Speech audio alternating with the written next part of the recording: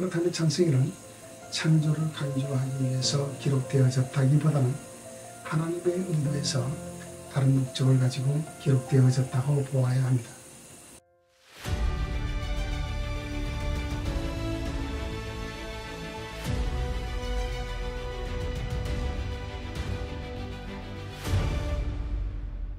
여러분 안녕하십니까? 지난 영상에서는 창세기 관점에서 바라본 복음이란 무엇인가에 대해 말씀드렸습니다. 그러면 이번 영상은 창세기와 친숙해지기 시리즈 두 번째 영상으로 창세기 구조를 위한 예비적 준비에 대하여 말씀드리려고 합니다. 먼저 창세기와 친숙해지기 위해서는 하나님께서 목적하신 바에 따라 하나님이 계획하시고 의도하신 뜻이 무엇인지를 반드시 생각해야 합니다. 그러면 창세기에 들어가기 전에 먼저 기억해야 할 것이 있습니다. 그것은 성경이 처음 기록되어졌을 때 어떻게 기록되어졌느냐 하는 것입니다. 원래 성경은 오늘날과 같이 장과 절로 구분되어져 있지 않았습니다. 그리고 모음이 없이 자음으로만 기록되어졌습니다. 뿐만 아니라 띄어쓰기조차 하지도 않았습니다. 그렇다면 오늘날 장과 절로 구분된 것은 절대적인 문장 구성이라고는 할 수 없습니다. 그러면 히브리인들은 성경을 어떻게 나누어 구분했는가 라는 것을 생각해 볼 필요가 있습니다. 그러므로 본 영상에서는 히브리인들의 사고에서 창세기의 구조를 보려고 합니다. 오늘날 우리는 50장으로 구분한 창세기를 가지고 있습니다. 그런데 창세기는 모두 50장 중에서 창조와 관련해서는 단 2장밖에 없습니다. 그런가 하면 창세기에서 인류의 시작과 이스라엘의 시작에 대한 내러티브는 무려 48장이나 되는 방대한 양을 차지하고 있습니다. 그렇다면 창세기는 창조를 강조하기 위해서 기록되어졌다기보다는 하나님의 의도에서 다른 목적을 가지고 기록되어졌다고 보아야 합니다. 그러면 이제 하나님의 의도가 무엇인지 찾아보도록 하겠습니다. 먼저 서두에서 간략한 창조 기사를 기록한 것은 하나님의 우주 만물을 창조하셨고 하나님은 그 창조된 것들의 주인이심을 강조하는 것입니다. 그리고 나머지 48장의 방대한 양으로 내러티브를 기록한 것은 창세기의 기록 목적을 의도적으로 드러내는 것입니다. 그러므로 창세기 기록 목적을 찾기 위해서는 창세기의 의도적 구조를 찾아서 따라가야 합니다. 그런 의도에서 창세기 1장 1절로 2절과 3절에 대하여 먼저 설명을 드리겠습니다. 그리고 이어서 창세기 2장 4절의 플레드트에 대하여 말씀드리겠습니다. 다만 창세기 전체적 플레드트에 대하여는 다음 영상에서 말씀드리고 이번 영상에서는 창세기 2장 4절의 플레드트만 간략하게 말씀드리겠습니다. 먼저 계획개정의 창세기 1장 1절로 2절을 보시겠습니다. 태초에 하나님이 천지를 창조하시니라. 땅이 혼돈하고 공허하며 흑암이 깊음 위에 있고 하나님의 영은 수면 위에 운행하시니라고 번역했습니다. 여기서 많은 번역 성경들은 개역개정과 같이 창세기 1장 1절과 2절을 각각의 문장으로 나누었습니다. 그러나 1절과 2절을 각각의 문장으로 보기보다는 하나의 문장으로 보는 것이 창세기를 통한 하나님의 의도를 쉽게 이해할 수가 있습니다. 그러면 먼저 개역개정의 1절을 보시고 이어서 원문을 보시겠습니다. 태초에 하나님이 천지를 창조하시니라. 베레시트 바라 엘로이 엣 하 샤마이 베 엣 하 아레츠로서 하나님이 그 하늘들과 그 땅을 창조하신 때라고 번역할 수가 있습니다. 다시 말해서 베레시트를 태초에라고 번역하기보다는 뭐뭐 할 때에 또는 뭐뭐 할 즈음에라고 번역하는 것이 창세기의 의도에 부합합니다. 그러면 과연 베레시트를 뭐뭐 할 때에 또는 뭐뭐 할 즈음에로 번역할 수 있는가 하는 것입니다. 물론 그렇게 번역할 수가 있습니다. 여기서 참고로 말씀드린다면 번역은 또 하나의 해석이라는 점을 먼저 이해해야 합니다. 이에 대한 반론도 분명히 있을 것입니다. 그러나 전통적 해석에만 의존할 것이 아니라 차분하게 살펴볼 필요가 있습니다. 그렇다면 이제 1절의 첫 단어의 태초에로 번역한 베레시트를 뭐뭐 할 때 또는 뭐뭐 할 즈음으로 번역한 성경이 과연 있느냐 하는 것입니다. 물론 있습니다. NRS, 즉 New Revised Standard 버전은 뭐뭐 할 때 처음으로 번역했습니다. 그러면 NRS의 1절을 보시겠습니다. In the beginning, when God created the heavens and the earth로 번역했는데 하나님이 그 하늘들과 그 땅을 창조하실 때 처음에입니다. 또한 NRS는 1절의 끝을 코마로 처리하여 2절과 한 문장으로 번역했습니다. 그리고 TNK, 즉 타나크 역시 1절을 독립된 문장으로 번역하지 않았습니다. 그러면 타나크의 1절을 보시겠습니다. When God began to create heaven and earth로서 하나님이 하늘과 땅을 창조하기 시작할 때에입니다. 그리고 타나크는 1절과 2절의 사이를 하이픈으로 처리하여 하나의 문장으로 번역했습니다. 그리고 무엇보다 더 중요한 것은 구약성경에서 베레시트를 몇 번이나 사용했으며 또 베레시트를 번역한 성경이 어떻게 번역했는지 살펴보는 것은 창세기 1장 1절과 2절을 이해하는 데 큰 도움이 됩니다. 구약성경에서 베레시트는 모두 5번 나옵니다. 그 중에서 하나는 창세기 1장 1절이고 나머지는 에레미야서에 있습니다. 에레미야서 26장 1절과 27장 1절 그리고 28장 1절과 49장 34절에서 모두 4번 나옵니다. 그 중에서 26장 1절과 27장 1절의 원문을 보겠습니다.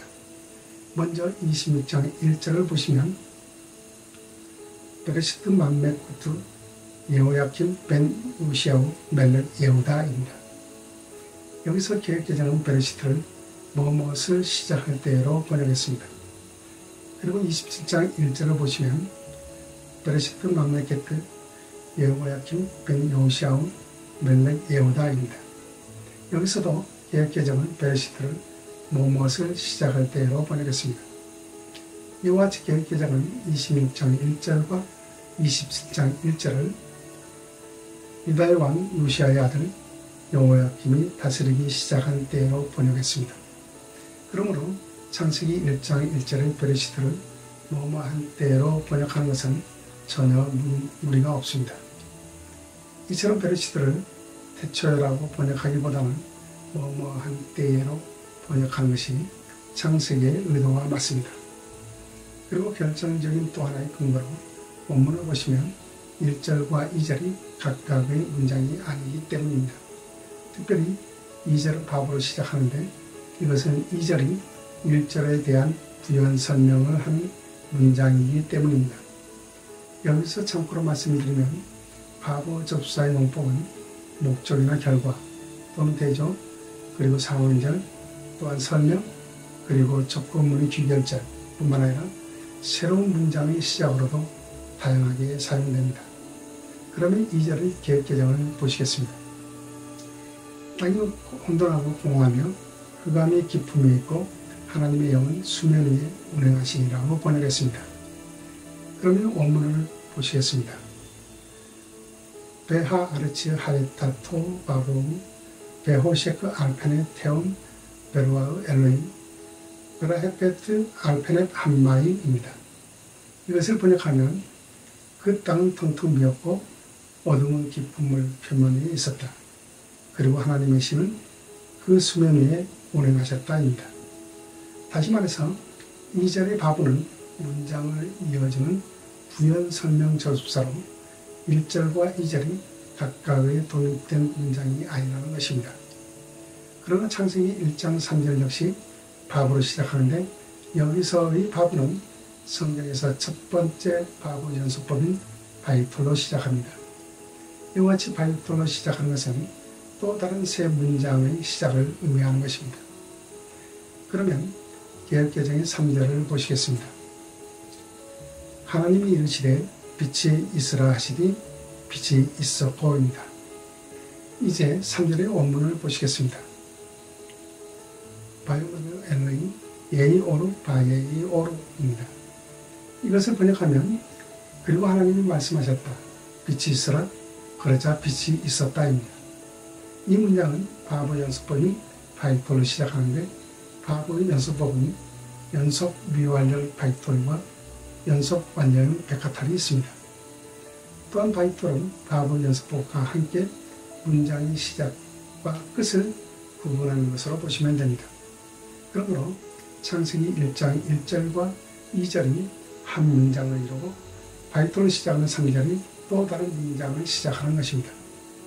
이와 같이 원문에 의한 1절로 2절의 번역을 다시 보시면 하나님이 그 하늘과 그 땅을 만드신 때에 그 땅은 텅텅 비었고 어둠은 깊은 물 표면에 있었다.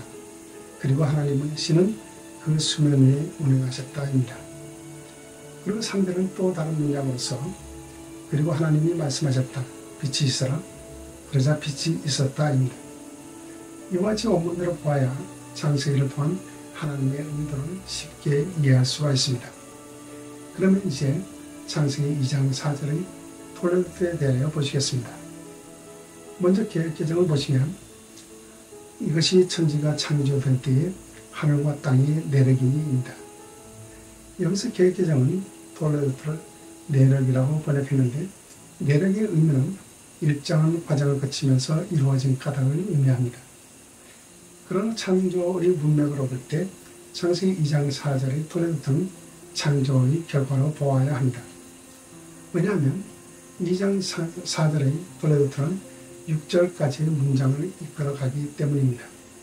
그리고 7절에서 새로운 바이톨로 시작합니다.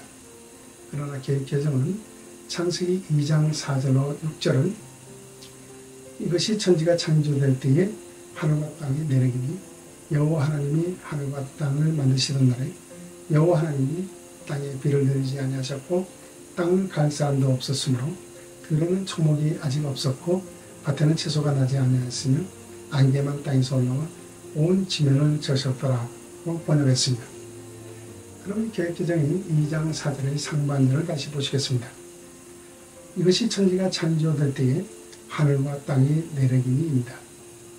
이제 원문을 보시면 엘레 톨레도 하샤마이 베하 아르체 베이바레암입니다. 이것을 번역하면 이것들은 그 하늘들과 그 땅, 그것들이 창조되었을 때의 결과이다입니다. 이처럼 톨레도를 내력으로 번역하기보다는 결과로 번역을 해야 합니다. 왜냐하면 5절과 6절이 창조의 결과를 말씀하기 때문입니다. 그러면 개역개정이 내역으로 번역한 톨레도에 대하여 보시겠습니다. 명사 톨레도는 뭐뭇의 원인으로서 나타, 앞으로 가져오다, 생기게 하다를 의미하는 동사 얄라데에서 왔습니다. 이와 같은 톨레도의 의미는 출생, 후손, 계보, 족보, 세대, 결과, 역사의 의미입니다.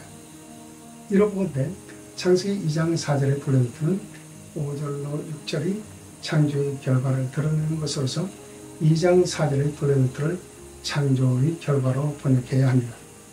그러므로 창세기 2장 4절 하반절부터 6절을 보시면 여호와 하나님이 땅과 하늘을 만드시던 날에 여호와 하나님이 땅에 비를 내리지 아니하셨고 땅을 갈 사람도 없었으므로 들에는 초목이 아직 없었고 밭에는 채소가 나지 아니하였으며 안개만 땅에서 올라와 온 지면을 적셨더라 라고 하여 창조의 결과를 설명하고 있습니다.